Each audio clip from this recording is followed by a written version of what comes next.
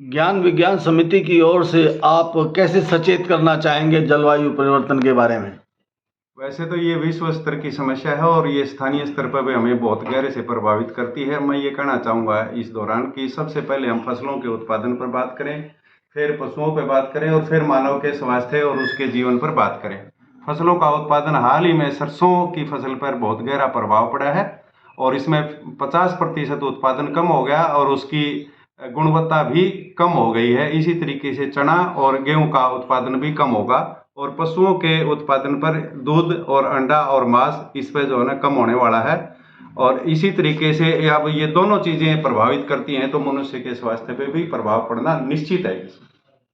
तो ये बताइए कि हम क्या चाराजोई कर सकते हैं?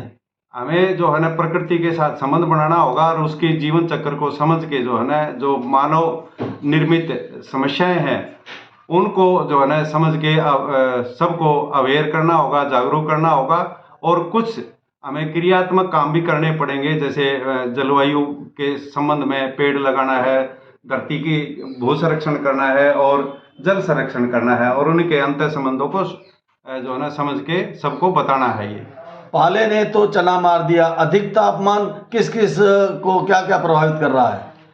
सीधी सी बात ये निश्चित तौर पर जितनी भी फसलें हैं, सब्जियां हैं, फल हैं, जो वनस्पति जगत है, इसका सीधा प्रभाव इस पर है डायरेक्ट। इसी तरीके से इसका संबंध जो है ना इनका उत्पादन कम होता है तो पशुओं के शरीर पर भी प्रभाव पड़ता है, उनके चारे और खाने पर भी प्रभाव पड़ता है और ये कुल मिला के अगर इन दोनों पर प्रभाव पड़ता है तो ये मनुष्य की सेहत के लिए ठीक नहीं है, क्योंकि पोषक तत्वों की कमी होने का बहुत गहरा अंदेशा इसमें छुपा हुआ है।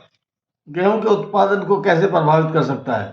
गेहूं के उत्पादन पर बिल्कुल इसका जो तापमान है वो इसका एक विशेष महत्व है, क्योंकि गेहूं को जो है ना एक खास तापमान के साथ ही आगे बढ़ना होता है। इसमें अगर तापमान बढ़ता है तो गेहूं का उत्पादन सीधा सीधा प्रभावित होगा, दाने कमजोर रह जाएंगे, पोषक तत्व कम आएंगे, उसमें बढ़ोतरी कम होगी, चारा और दाना दोनों ही कम होंगे इसके अंदर। चने के ऊपर क्या असर है?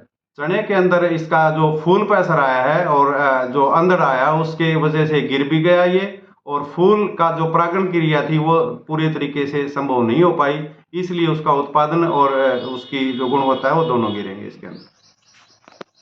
धन्यवाद।